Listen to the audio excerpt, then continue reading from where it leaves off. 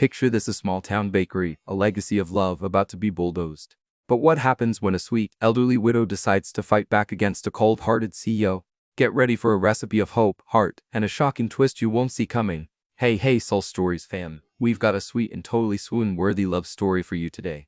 Let's jump in. Marcus Hale had never been fond of the so-called vacations his mother arranged for him. As the CEO of a multi-billion-dollar tech company, his schedule was already crammed with meetings and high-stakes conferences. Yet somehow, his mother, Vivian Hale, always had a way of making him feel guilty if he refused. So when she sent him a first-class plane ticket along with an invitation to the Technology and Applied Innovation Conference on Paradise Island, Caribbean, Marcus accidentally nodded yes, partly because he thought it might be a chance to meet some interesting startups, partly because truthfully a few days away from headquarters in New York wouldn't hurt.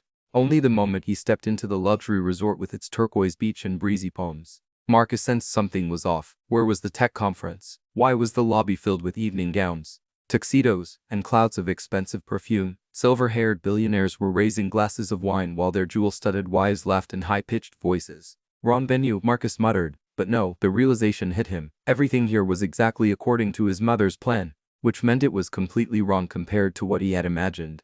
That afternoon, he opened his laptop, ready to check company emails. And that was when the bomb dropped. In his inbox was a forwarded event schedule from the pure assistant of the Ashworth family. Subject line: Media Plan, Engagement Announcement of Marcus Hale and Penelope Ashworth. Marcus nearly spilled his coffee. He read it 3 times, but the words didn't vanish. Engagement announcement, him with Penelope Ashworth, the heirs of the real estate empire, and his so-called childhood best friend, courtesy of their mother's sworn sisterhood. Oh God, he ran a hand through his hair, heart hammering. So, the tech conference was just a cover. In reality, this was his cousin's wedding, and his mother planned to hijack tonight's welcome dinner to announce to the entire high society that her son had finally settled down. Marcus hated crowds and hated being forced into anything even more. The thought of being trapped at someone else's wedding while his life turned into a live soap opera made him break into a cold sweat. He bolted upright, grabbed his laptop, and rushed into the hallway. Mind racing. I need to escape. I need to dodge my mother's microphone before she turns my life into a broadcast. The Caribbean resort truly was paradise. Marble-tiled hallways gleamed, lined with blazing red bugania pots. Guests laughed, glasses clinked, gowns shimmered. Marcus slipped through like a fugitive. He needed a plan. He was too busy scanning his phone for the earliest flight back to the States when disaster struck. Clink, a tray of cocktails, tipped, glasses flattered, and pale pink liquid splattered across his crisp white shirt. Oh my God, I'm so sorry. Marcus looked up, and for the first time all day, his mind froze. Before him stood a girl with dark brown hair, tied neatly high, eyes bright and smiling, dressed in a resort uniform. She wobbled slightly, trying to steady her tray with one arm, while hurriedly offering him napkins with the other. Are you okay?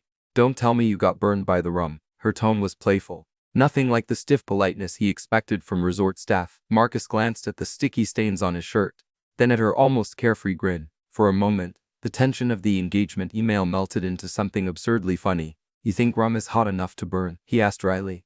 Well, people once sued a resort because the coffee was too hot. She winked, handing him another napkin. Trust me, if you want, I can file a report. Guest suffered emotional trauma due to cocktails splashed on designer shirt. A quiet laugh escaped Marcus, a rare sound in this chaotic day. La Carter, she introduced herself, setting the tray on a nearby table and extending her hand. Part-time waitress, full-time troublemaker, and you got to be a VIP guest judging from the suit. Marcus hesitated. He usually never revealed his identity, especially to strangers, but her candid eyes and carefree smile made him blurt out, Marcus Hale. Playa arched her brows. That sounds familiar. Wait, you're the founder of Hale, right? From Forbes magazine. Marcus winced. Please don't say that too loudly. I'm trying not to be noticed.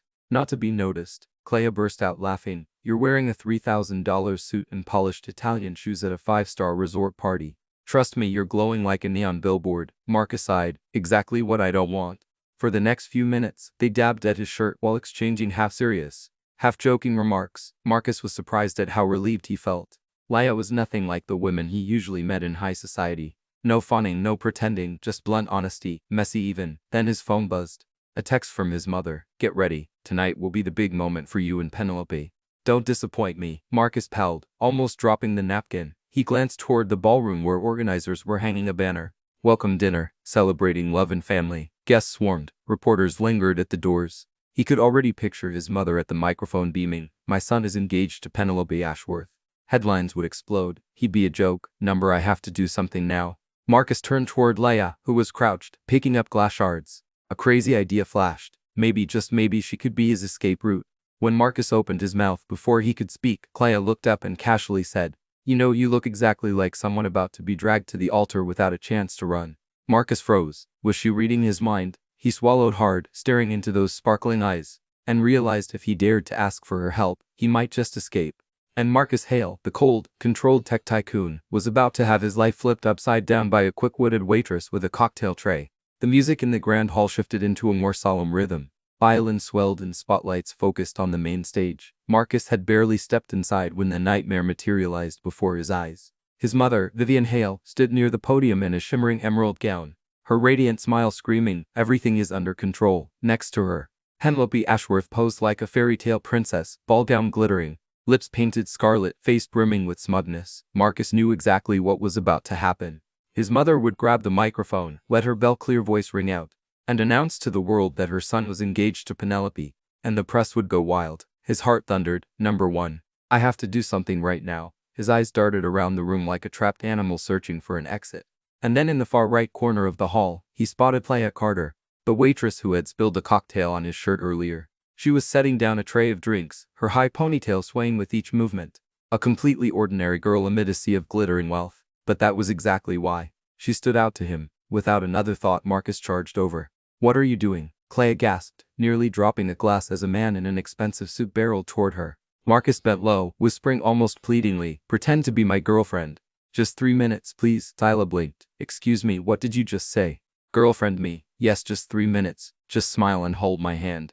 I'll handle the rest." "Are you insane?" she exclaimed. But before she could protest further, the entire hall began turning to look their way. Vivian had taken the microphone. "Ladies and gentlemen," her voice rang out, lilting, each word crisp.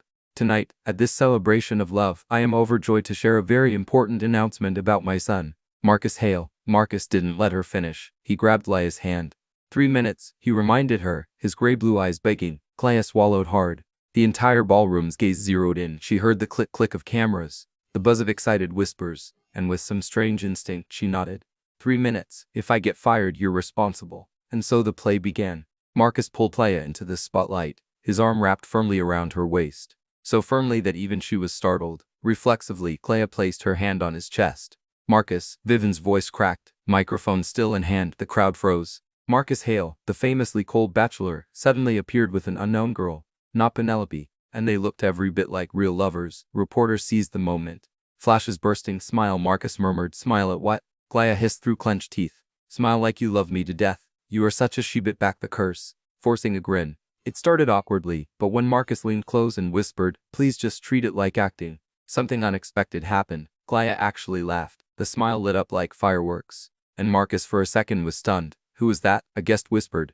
"Marcus's girlfriend. Never heard of her." News spread like wildfire. One reporter shouted, "Marcus, is this your secret girlfriend?" Marcus squeezed Leia's hand lightly, offering a rare half-smile, the kind tabloids hunted for months. Tilting his head toward her as if about to kiss, he said loudly enough for the mic to catch, "Yes, this is my girlfriend." The ballroom erupted. Penelope Ashworth froze, her champagne glass trembling. Vivian nearly dropped the microphone, her face pale with fury. But no one could stop the storm of news now. Reporters swarmed for photos. Guests raised phones and social media instantly flooded with hashtags. Marcus Hale girlfriend Kashok or mystery girl. Kashan Caribbean wedding drama. Clea wished the floor would swallow her whole. She hissed under her breath, "Oh my god, I only agreed to 3 minutes. Now it looks like a global debut." Marcus remained calm, although his heart was racing. "Relax, and 3 minutes were gone." But 3 minutes felt like an eternity. Another reporter shouted, "Marcus, how long have you two been together?" Leia's eyes widened. She wanted to scream, "Not even 3 minutes." But Marcus replied smoothly, "Long enough to know I can't live without her." The crowd collectively gasped. Clea shot him a sharp glare. "You're overdoing it," Marcus smirked. "Stay in character. You're doing great." At last, after exactly 3 minutes of their lover's performance, Marcus guided Clea out of the spotlight, weaving them through the buzzing crowd. On stage, Vivian tried to regain composure, but her engagement announcement had evaporated into smoke. No one cared about her words anymore. All attention was glued to Marcus Hale's mystery girlfriend. In the back hallway, Leia exhaled hard, yanking her hand away. "You've completely lost your mind.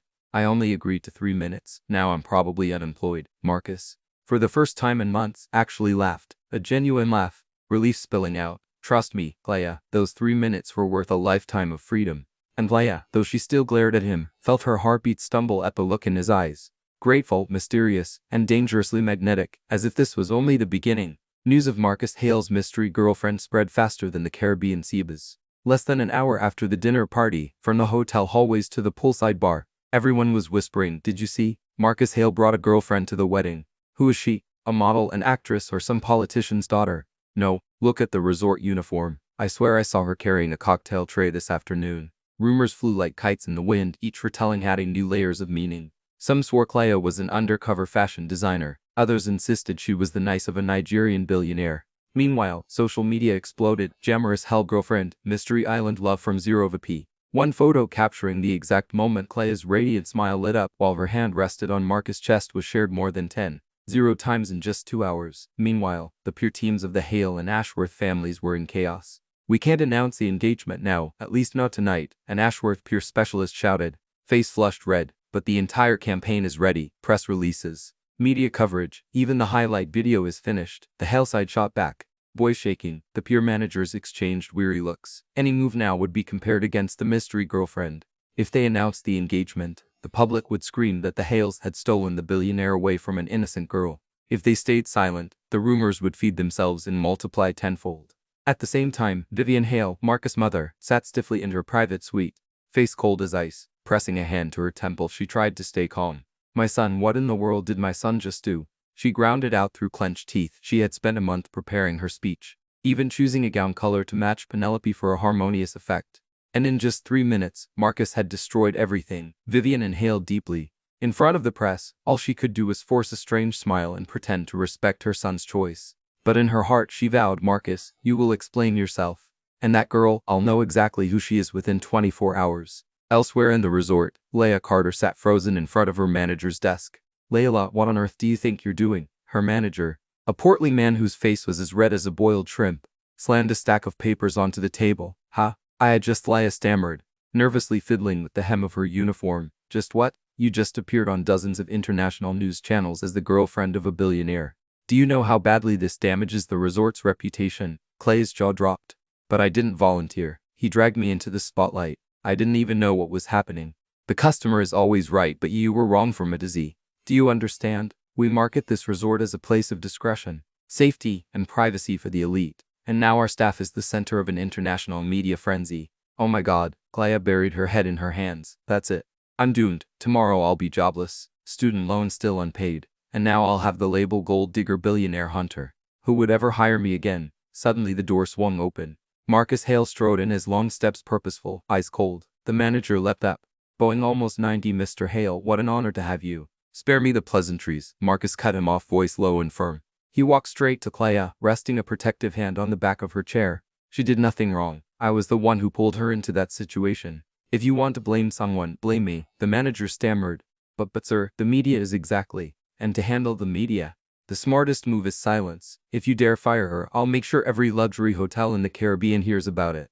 Marcus tilted his head slightly, voice laced with sweet menace. The manager gulped, sweat breaking out along his neck. "Oh, of course, Miss Carter will continue working as usual. No problem at all." Clea stared wide-eyed at Marcus. What is this? A cold businessman suddenly playing superhero. As they stepped into the hallway, Leia finally found her voice. "What the hell was that? Do you realize I almost lost my job?"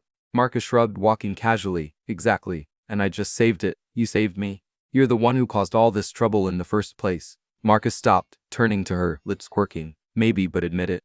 You played the part well. The press bought it completely." "Oh, for crying out loud." Clea pressed a hand to her forehead. "Do you know what they're calling me online? Mystery Girl from Paradise. Sounds like a tacky movie title." Marcus chuckled softly, a rare sound that startled her. "Trust me," he said, "this is only the beginning." A shiver ran down Clea's spine. She had no idea where this beginning would lead, but one thing was certain. Her ordinary life had just been turned upside down after the dramatic rescue in the manager's office. Leia thought Marcus would disappear, letting her return to her normal life, serving cocktails, forcing smiles at drunk guests, then collecting a meager paycheck at the end of the month. But no, Marcus Hale was not the type of man to release his prey once it had tangled into his plans. All evening, Clea spotted him everywhere around the resort, not in a stalkerish way, but in that unnerving coincidental way, always within her line of sight. At the bar, he was ordering whiskey. By the pool, he was reading emails. Even when she went down to the beach to help clear tables, there he was, strolling with his hands in his pockets, looking like a scene from a luxury watch commercial. Leia muttered under her breath, "This guy is haunting me like a ghost." That night, just as she finished her shift and was struggling out of her uniform in the staff lounge, the door swung open. Marcus, jacket off, 2 cups of coffee in hand, walked in as if it were the most natural thing in the world. "Hey, this is the staff room. You're not allowed in here." Leia squeaked, nearly falling off her chair. "I brought coffee, peace offering." He held out a cup, face calm. Like sneaking into the staff lounge with late-night coffee was a billionaire EO's usual hobby. Arms folded, Clea narrowed her eyes. "What now?" Marcus sat across from her. Those cold gray eyes steady but carrying tension. No preamble this time. "Leia, I need you to keep pretending to be my girlfriend. Not just 3 minutes, for the entire wedding week." She almost choked on her coffee. "Sorry, what did you just say? A week?" Marcus nodded. "Hear me out. This is the only way to cancel the engagement my mother is forcing. If for the entire wedding week, everyone sees me in a serious relationship, then renouncing the engagement would be impossible without humiliating us. This protects the family's image and frees me." "You make me sound like a disposable raincoat," Leia muttered. "Number. You're the only solution." She propped her chin on her hand, half amused, half annoyed. "Why me? This resort is full of red-dressed girls who jump at the chance to play billionaire's girlfriend." Marcus was silent for a few seconds before saying quietly, "Because you're not like them. You're not performing for fame. You're real." Tyla's heart skipped a beat. For a fleeting moment, something stirred, but reason quickly screamed, "Danger." A handsome man saying this line means a trap is coming. She laughed, trying to shake off the strange feeling. "And what do I get other than being called mystery girl by the whole internet and risking my job?" Marcus set his coffee down, voice firm. "I'll pay generously, far more than your monthly salary. And I heard your manager mentioned your student loans. I'll clear them." Ella's eyes widened. "Wait, were you eavesdropping? Number. I just have a good memory." Marcus shrugged, infuriatingly calm. She groaned, burying her face in her hands. "Perfect. A fake dating contract in exchange for financial freedom. Sounds like a cheesy soap opera. But effective." Clea thought long and hard. Student debt was the enormous weight chaining her to endless shifts. Waiting tables, taking odd freelance gigs, never resting, and suddenly someone offered to erase it in exchange for playing pretend for a few days. It sounded insane, but also irresistibly tempting. Finally, she sighed. "Fine. I'll do it." But Marcus raised a brow. "But I have conditions." She raised her first finger. 1. Clear boundaries. No real kissing. No over-the-top scenes. "Unless I agree. I don't want to wake up tomorrow on the cover of a magazine locking lips with you." Marcus nodded. "Fair." Second finger. 2. I still have to work my shifts at the resort. This is my real job. You don't get to drag me off whenever you please. Also fair. Third finger. 3. A clean ending. After this wedding week, we walk away. No drama, no strings, no haunting me afterward. Marcus hesitated for a few seconds, lips tightening slightly. "Agreed." Clea tilted her head, studying him. "You agreed pretty fast. Aren't you afraid I'll bail halfway through?" Marcus smirked faintly. "I've dealt with tougher business partners than you. You're not the toughest person I've met." "Oh, thanks. Compared to politicians and board members, I must look like Barbie, huh?" He chuckled softly, this time with a trace of warmth. "Number, you're the exception." Her heart gave another confusing leap. Quickly, she stood, clapping her hands as if to end a meeting. "All right, then, con-week contract. But remember this, Marcus Hale, you might be used to controlling a multi-billion-dollar company, but with me you're just a VIP guest in need of help. Don't mistake me for your full-time employee." Marcus rose, extending his hand as if to seal the deal. 1-week contract. Agreement closed. She looked at his hand, hesitated a second, then placed hers in it. His was large, warm, and firm enough to make her shiver slightly. And in that instant, she wondered, was she signing a contract or dragging herself into trouble bigger than student loans? As Marcus left, leading behind a faint trail of sandalwood, Clea slumped back into her chair, muttering, "God, I just agreed to be a billionaire's fake girlfriend. Please let this week fly by fast. My heart can't take it." Meanwhile, Marcus walked down the hallway, lips curving slightly. He knew from this moment the real game had begun. The Caribbean sun blazed. Waves sparkled turquoise and party music pulsed day and night. For the guests, it was paradise. For Marcus, it was a gilded prison. And for Clea, it had officially become the set of a live sitcom where she was suddenly the lead actress. That afternoon, the resort poolside hosted a pool party. Guests in bikinis and crisp white shirts clutched rainbow cocktails, striking Instagram poses while pretending to relax. Marcus showed up in a navy polo and khaki shorts, looking like the face of a yacht club campaign, but his expression ice cold. No smile, no warmth. Meanwhile, Clea, dragged along to play the part, wore a bright floral maxi dress and a wide-brimmed sun hat, the perfect contrast to him. The moment they entered, she leaned close, whispering, "You've got to look like you're smitten with your girlfriend. Smile like God, I've never been this happy in my life." Marcus glanced at her, I don't know how to fake smile. Then let me help you. Clea jabbed her elbow into his side. Marcus chuckled at the tickle just a split second, but the photographers clicked like crazy, capturing a diamond moment. Grunting, Clea looped her arm through his and whispered, "See, even robots can laugh." The next afternoon, a yacht party. Golden sunlight scattered over the sea, champagne fizzed and jazz music floated in the breeze. Leia, who lived in sneakers, wore foreign heels for the first time.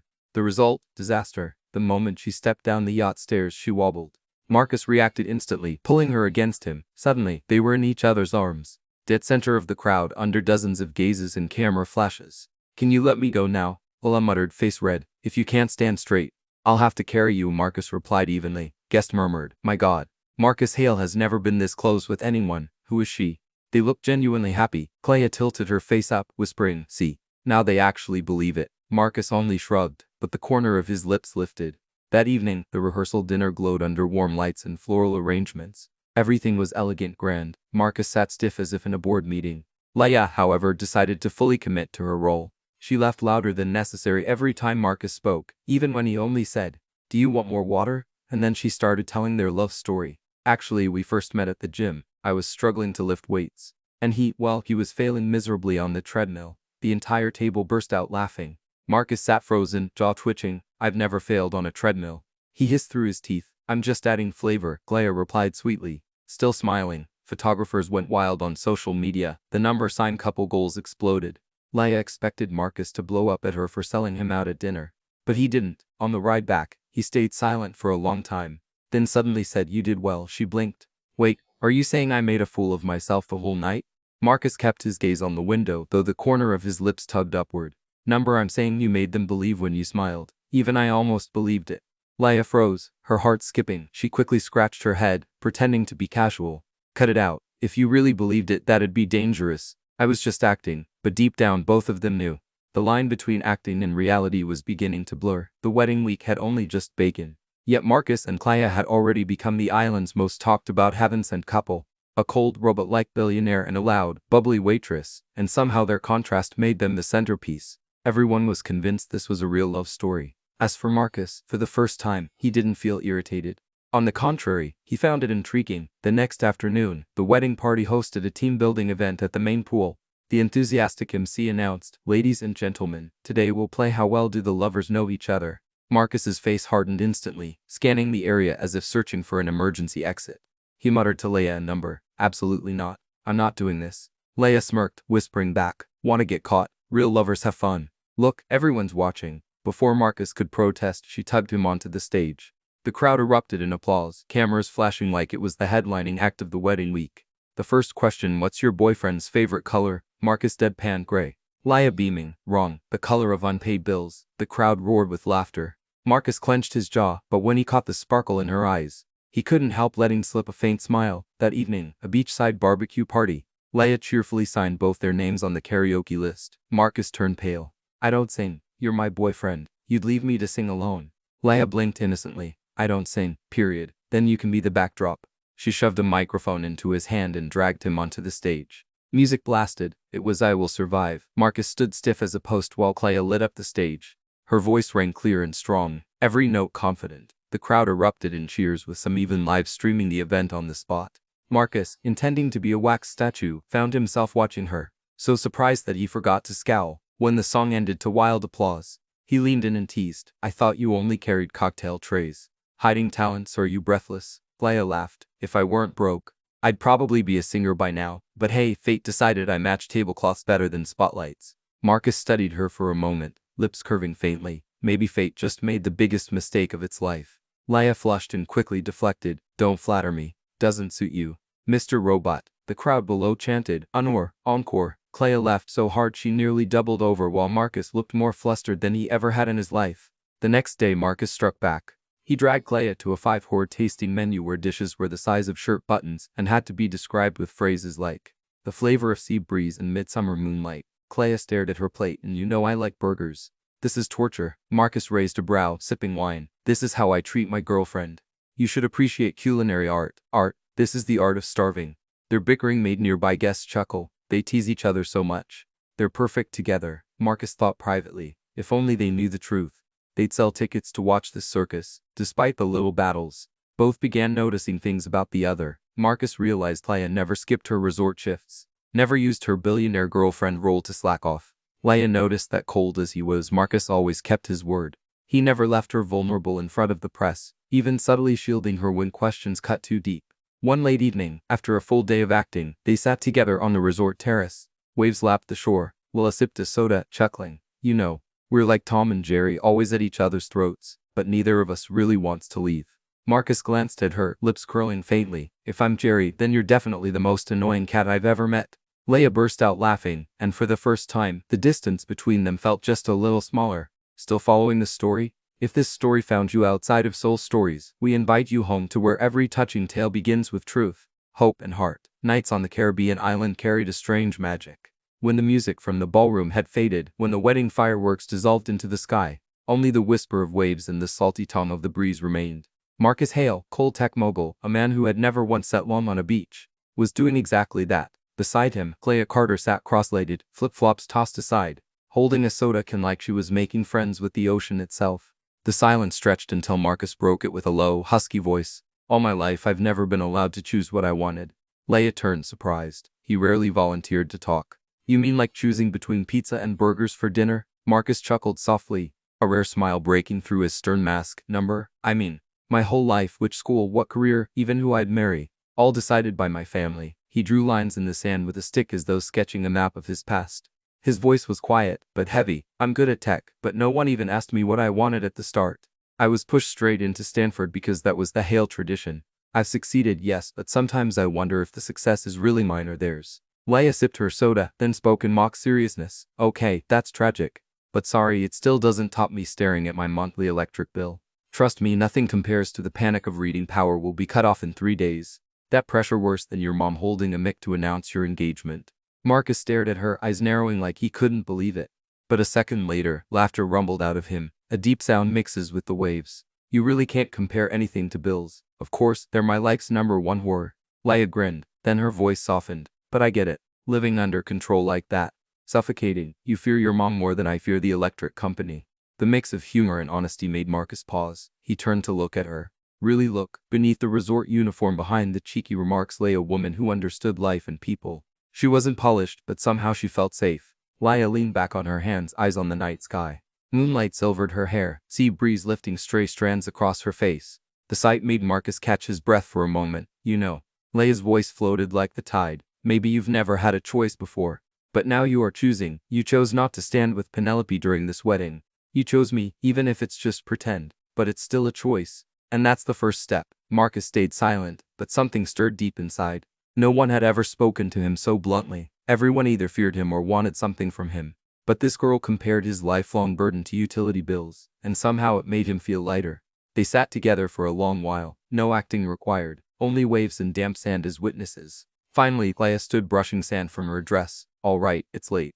I need to sleep, so I'll have the energy to fake smile with you at tomorrow's pool party. Marcus watched her walk away, lips curving faintly. He knew one thing for sure. In this game of make-believe, something very real had begun to take root. Connection. If anyone thought a boat party in the Caribbean was only champagne, Adam beats, and sunset straight off a postcard, they had clearly never seen an Ashworth Aries lose her temper. Penelope Ashworth wasn't just angry, she turned the yacht deck into a personal stage for her drama. The betrayed heroine and the exposed interloper. That evening, Marcus and Clea stepped onto the deck. Marcus wore a crisp white linen every inch the male lead of a Swiss watch commercial. Leia, meanwhile, was in a bright yellow maxi dress a resort co-worker had shoved at her with the comment, "If you're going to play a billionaire's girlfriend, shine like the sun." At first, the atmosphere was picture perfect. Golden lights, waves lapping against the yacht, glasses linking. But 10 minutes later, Penelope arrived, in a scarlet body and dress. She cut through the air like a blade, her smile sharp enough to draw blood. She raised a glass of champagne, her voice piercing over the music. "It's wonderful to see you all again, but I simply must share some shocking news. More shocking than tonight's waves." Everyone turned. Marcus frowned, instinct screaming trouble. Leia, caught mid-bite of a seafood tart, nearly choked at the word shocking. Penelope continued sweetly. "It seems someone here is nothing more than a gold digger." The deck buzzed, cameras swiveled toward Leia, too obvious a target. A resort employee suddenly appearing as Marcus Hale's girlfriend overnight. "What do you all think?" Penelope tilted her head, eyes glinting with triumph. "I hear she's drowning in debt." A ripple of gas. Someone whistled mockingly. A few guests raised their phones. eager for drama to trend. Clea froze, the tart falling from her fingers with a thud. Her heart pounded, not from shame, but fury. She opened her mouth. But Marcus beat her to it, taking a glass of wine from a passing server. He tapped it lightly. Ting ting. The noise died. It's true, Marcus said, voice steady and resonant. She owes a debt, but not a money debt. The crowd stilled. Penelope arched a brow, half angry, half curious at his audacity. Marcus turned toward Leia, lips curving faintly. She owes me at least 1,000 smiles a day. And frankly, I'm not rich enough to ever pay that debt back. A collective swept across the deck. Some society ladies clapped. Young women squealed. That's so cute. Cameras flashed wildly. Penelope nearly choked on her champagne. Marcus, you and another thing. Marcus cut in, his voice rising firm and clear. Who I choose to stand beside me, that's my decision, not my family's. Not gossip. The crowd erupted in applause. Guests laughed and cheered like they just witnessed the climax of a Netflix rom-com. Leia stood frozen, her heart hammering so hard it might burst. Did he just say that 1,000 smiles? Publicly defend me in front of society and the press, as Penelope stormed off. Heels clattering angrily across the deck, Marcus quietly turned to Clea. He said nothing, only extended his hand. Awkwardly, she placed hers in his. His fingers tightened gently, an undeniable message. I'm with you. To lighten the mood, the band struck up a salsa tune. A few guests teased. After defending your girlfriend like that, you'd better dance with her. Normally allergic to the spotlight, Marcus shocked everyone by pulling Leia onto the dance floor. He stumbled clumsily, stepping on her dress 3 times, but his smile made the whole thing unexpectedly adorable. Leia laughed, whispering through gritted teeth, "You really are a robot. Salsa isn't supposed to look like military drills." Marcus leaned close, murmuring just for her, "Then teach me. I've never been allowed to choose anything. But tonight I choose to dance with you." Clea stiffened. For a few seconds, all sound around her faded, only his eyes remained, glowing in the golden light. Quickly, she turned away, muttering, "Fine, but if you step on my dress again, I'm charging double." Marcus chuckled softly, tightening his grip on her hand. The boat party ended with thunderous applause and dozens of photos captioned, "Marcus Hale dances salsa with mystery girlfriend." By morning, social media blared, "Cold billionaire publicly defends girlfriend against Penelope Ashworth," and Clea, back in her room, clutched her pillow, burying her face, whispering words she could hardly believe herself. Am I really falling for him? The next morning, Clea was jolted awake by a chorus of ting ting ting from her phone. The lock screen glowed like a Christmas tree. 78 messages, 129 Instagram notifications, 25 new emails. Hashtags like Washer Marcus Hale girlfriend were Shashard boat party drama and Shasher salsa with CEO shot to the top of trending. Somewhere, a fan account had clipped the moment Marcus held her hand on the dance floor. Captioned, "Even an ice king knows how to melt." Meanwhile, a gossip page posted a photo of her carrying a cocktail tray with the line, "From resort staff to fairy tale heroine in 24 hours. Oh God." La buried her head under the pillow, praying the world would reset when she lifted it again. The pillow only smelled like detergent out there. The world was still feasting on her life for breakfast. Dragging herself to the staff cafeteria, she was greeted with "Mystery girls here." Spill. Was the kiss real? What does Marcus actually smell like? Leia grabbed a tray, scooped some eggs, and muttered, "He smells like sandalwood in trouble." The table erupted in laughter, but when she sat, a fellow waiter slid his phone over. The latest article featuring her and Marcus on the yacht deck, followed by Penelope's gold digger jab. The comments were split. Half called her fake while the other half slammed Penelope. Neither camp was appealing. Her phone buzzed again. A longtime freelance client texted, "Leela, let's pause the logo redesign project. Don't want the bad press affecting things." She blinked, swallowing hard. So it wasn't just whispers, it was her rent money. The resort manager summoned her, voice softer this time, probably remembering Marcus' warning the night before. "Miss Carter, you should avoid the main entrance. A few paparazzi are lurking there." Clea forced a crooked smile. "Great, going to work feels like I'm skipping bail." The manager sighed. "Take the morning off." Suddenly she had free time. A hollow, unsettling gift. Wearing a wide-brimmed hat, she wandered through the island market, sipping fresh coconut, while an old vendor recounted storm tales. Everything felt strangely peaceful, except her heart, which kept stumbling whenever she replayed Marcus' words from last night. "Who I choose to stand beside me, that's my choice." His warmth had been real, but it came wrapped in a hurricane's. A hurricane's was tearing through the careful walls she'd built. She ended up at the quiet East Pier where waves lapped against wooden posts, the water glassy and blue. Sitting on the steps, she opened her messenger app, typed, deleted, typed again. Finally, she sent the shortest possible line, "Meet me at the East Pier. We need to talk." Marcus arrived right on time, as if it were a board meeting. Sleeves rolled, tie undone. He looked tired, but his eyes stayed sharp and focused. He set his phone aside deliberately, as if to prove, no assistant, no PR, just me. "Thanks for coming," Clea began, her own voice dry. I can't do this anymore, Marcus stilled. In a single breath. His expression hardly shifted, but his shoulders tightened. Because of last night. Because of everything. Clea hugged her arms to herself, holding the pieces together. The headlines: my clients canceling, paparazzi waiting outside the gate. I'm real, Marcus. Not a prop in one of your press strategies. He inhaled slowly, searching for the right words. Clea, I know it went beyond our deal. But when Penelope slandered you, I couldn't just stand there. I know. She cut him off, voice trembling. And thank you for defending me. But the way you did it, it was exactly how you make company decisions. Fast, final, without asking the person most affected if they agreed. Marcus held her gaze. I'm sorry. I thought silence would devour you. You didn't deserve that. And I don't deserve to be the internet's gold digger punching bag over a fake contract either. Her voice rose. You have peer teams, money and family backing. I have a staff badge and student loans and yes, a heart. The kind that bleeds when strangers call me a scammer online. The sea wind whipped her hair across her face. Marcus reached to brush it back. Then froze midair. Lola, at first, I admit this was just a plan. An escape route from an engagement. But now his voice lowered into a confession. Now I can't tell what's fake and what's real anymore. The words dropped between them like a stone into still water. Ripples spreading. Clea stared. A part of her wanted to believe him. Another part raised red flags. Don't fall for pretty speeches. Don't become another side character in his life. Easy to say, she laughed bitterly, under golden lights and applause. Anyone can blur the lines. But when you woke up this morning, did you still feel the same? Or were you just drafting a new peer strategy? This isn't on any spreadsheet, Marcus replied, voice steady. It shocked me, too. I've always controlled everything except this feeling. Then why won't you let me control my feelings? Clea shot back. I say stop, that means stop. We end it clean like we agreed. Ending now will only make things worse. They'll call you the abandoned girlfriend. I'd rather release a statement. We're taking time off, asking for privacy. PR. Tyler's voice shook. You always talk like you're in a strategy room. What about me? Am I supposed to sit there refreshing comment sections until my fingers break? Silence fell. Only the waves and the creak of the pier filled the air. Then Marcus's eyes softened, his voice uncharacteristically small. What do you want me to do? Tell me and I'll do it. The question made her falter. She wasn't used to being asked. She'd come here to end things. But now, looking at him, the word stuck. She hesitated. I want to live like a normal person. Not some leading lady in someone else's story. I want to know if we stripped away the lights, the plans, the money, would you still choose me? Marcus lifted his gaze. A mix of fear and hope flickering there. There's one way to find out. He stepped forward, then paused. But I won't do anything unless you let me. Leia opened her mouth to say don't. But a wave suddenly slapped against the dock. Spraying water, she slipped. Marcus caught her elbow, pulling her in too hard. She crashed into his chest. The world shrank to sandalwood, heartbeats, and zero distance. The kiss came like reflex, not staged, not rehearsed. Real, soft, short, so true that Leia let out a tiny, helpless hum. Then both jerked apart, startled as if shocked by live wires. A seagull flew past, squawking witness. At the dock's edge, an old fisherman cleared his throat meaningfully.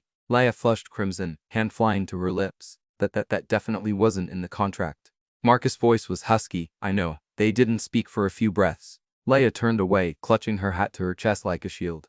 Her heart pounded wildly with no discernible pattern. This was no longer a role that could end with a polite bow. I still want to stop, she managed. At least stop pretending. I don't want every gesture dissected by lenses, every word turned into a headline. I need to breathe. Marcus nodded, his eyes gently. Then we stopped pretending. No press releases, no hand in hand at every event. No salsa in front of 200 people. If you'll let me. He faltered as if afraid to break something fragile. Let's try one normal day. Just you and me. No script. Clea looked at him. Fear and curiosity tugged at her like a rope. She wanted to shut everything down, yet that kiss had tugged the hidden string inside her heart, plucking a quiet ting she couldn't ignore. One day, her voice was so soft she almost lost it to the wind. Just one day, if it's still chaos after that I walk. Marcus smiled, a smile not meant for cameras, only for her. One day, the old fisherman chuckled toothlessly, turning away to tie bait. The seagulls squawked again like applause. The waves clapped gently, sealing a pact very different from their original contract. Leia straightened her hat, trying to calm the storm inside her chest. Stay calm, just one day to see if that kiss was static or a new current. As they left the dock, shoulders not touching but footsteps aligned, Leia realized something scarier than any gossip blog. Her heart, trained for years in self-defense, was quietly tilting toward the man she had sworn to fake love for only a week. Real or fake? The question lingered on the water, rippling outward. And the answer, maybe it would come with that one ordinary day. But right now, as Leia shielded her eyes from the sun and caught herself smiling, she knew one truth. Her heart had already begun to move, and no contract in the world could stop it. The next morning, while Playa was still drowsy over her cup of coffee a few miles away, the Hale family sat in their opulent living room, bathed in golden light. A massive oil painting on the wall seemed to lean down, bearing witness to the emergency meeting. The one to open the discussion was Vivian Hale, Marcus' mother, her hair neatly pinned, her eyes sharp as blades. She wasted no words. "This has to end now." Henry Hale, Marcus' father, who rarely intervened in personal matters, frowned as well. "The media is exploding, the board is questioning us, and partners keep calling. You're turning the entire corporation into a circus." Marcus sat upright, his gaze fixed on the teacup. His voice was cold but clear. "It's not a circus. Then what would you call it?" Vivian snapped. "An unknown waitress becoming the EO's girlfriend overnight. The tabloids are calling her a gold digger. If you continue, you'll not only damage your career, but also tarnish this family's reputation." Marcus tightened his fist on his knee but kept his composure. "I hear you, but I won't break up just because everyone wants me to." The air grew so heavy it could be cut with a knife. The meeting went on with warnings, lists of consequences laid out in detail from stock prices to pending partnership contracts. Finally, Henry delivered the verdict. "You have to choose, Marcus. Either the family and the corporation or that girl." The rumors about that meeting didn't reach Leia directly, but she felt the aftershocks. Resort staff whispered behind her back, and paparazzi stalked even the service exits. One afternoon, carrying a tray of glasses into storage, she caught sight of a reporter climbing the fence, camera flashing nonstop. Day by day, Leia realized more deeply her presence hadn't only turned her own life upside down, but had shaken an entire business dynasty. Every new headline cut into Marcus's credibility like a blade. That afternoon, she quietly opened her laptop, scrolling through her freelance client emails. Another cancellation notice appeared. Her chest tightened, and she suddenly remembered Marcus's words on the pier. "I can't tell what's real anymore." Her heart quivered each time she recalled that kiss. But reason screamed, "Don't be selfish. Don't let your weakness ruin his career." She sat frozen at her desk, drafting an unsent email to Marcus. "Marcus, thank you for everything.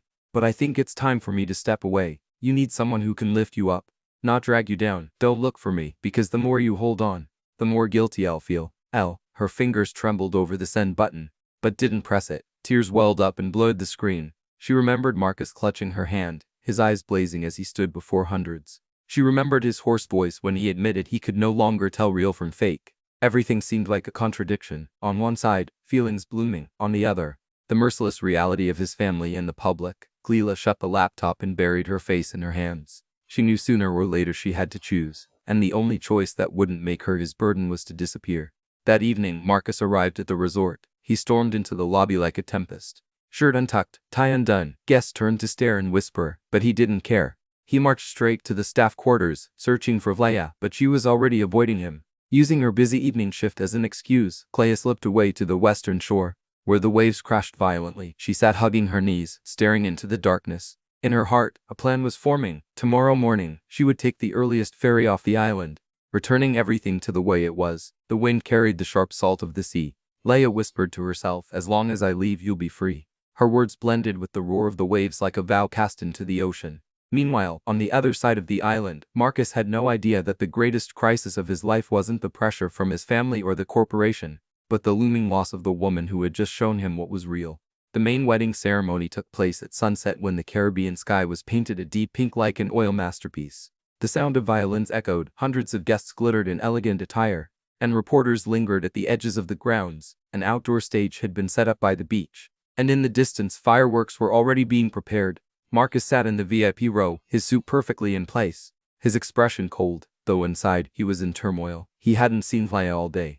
The feeling of loss gnawed at every nerve. If she's truly gone, I'll never forgive myself. As the minister began the ritual, Vivian Hale quietly rose as if preparing to speak. Marcus followed her with his eyes, and suddenly a spark lit in his mind.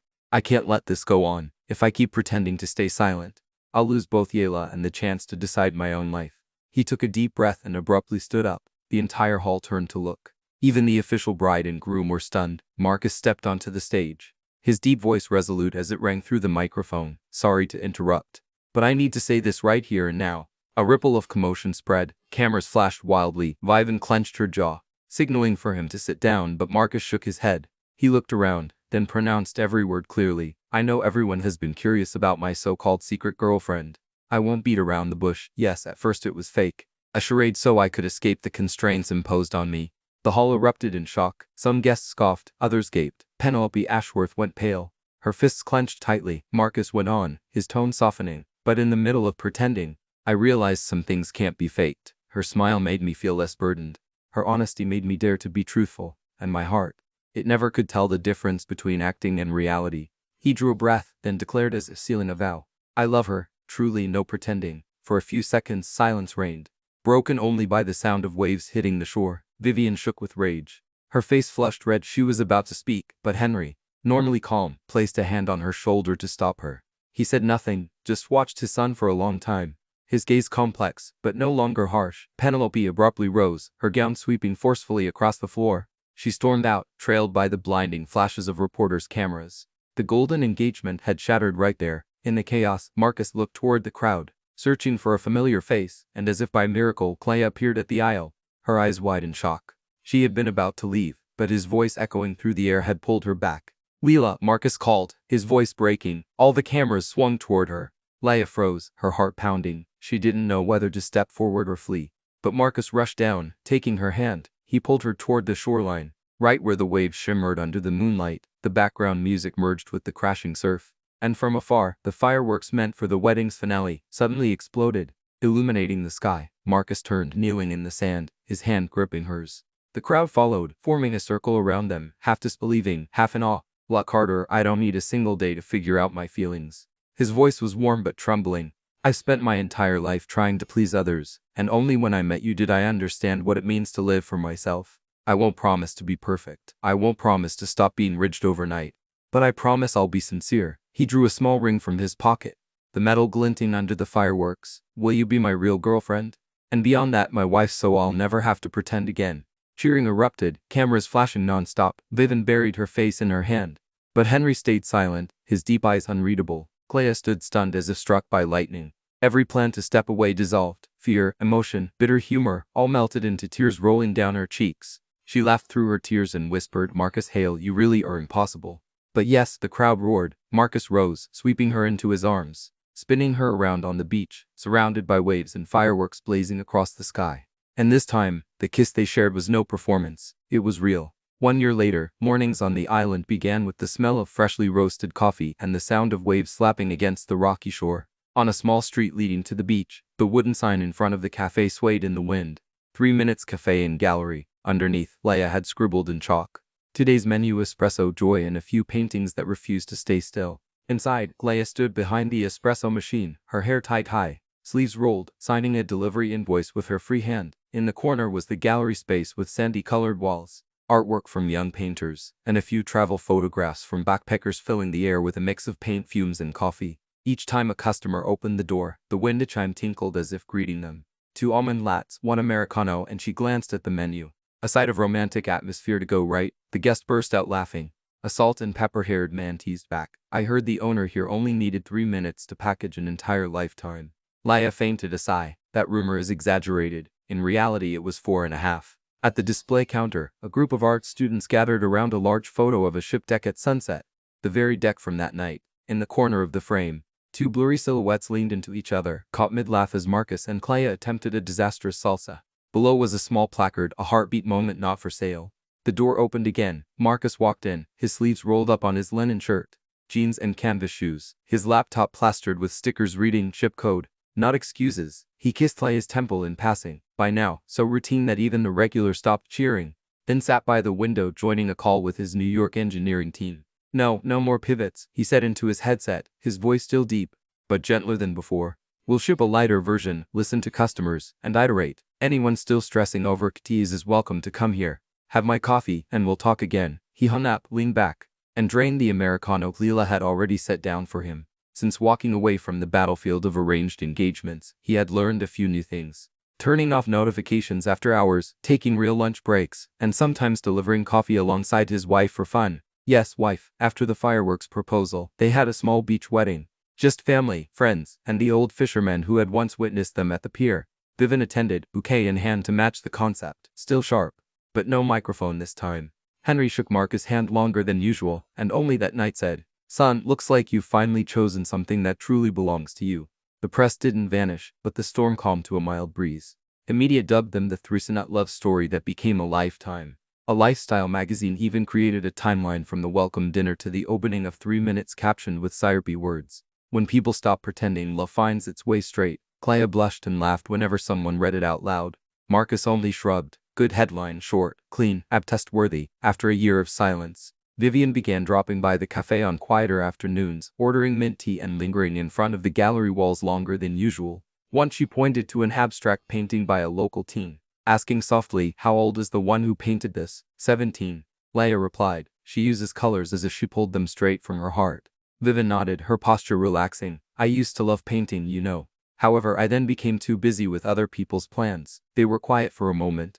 La poured more tea, neither lecturing nor coaxing, just one line. "You can still start again. We run a Thursday night art workshop here." "No promises," Vivian murmured, her eyes glinting with a faint, teasing irony. "But maybe I'll try." Other whispers reached the island, too. Penelope had joined a European art fund as a consultant, busy organizing traveling exhibitions. In spring, she sent a card with a bright red flower on it. "Be well. Thank you for helping me find what I truly wanted." Clea held the card and thought how strange life was.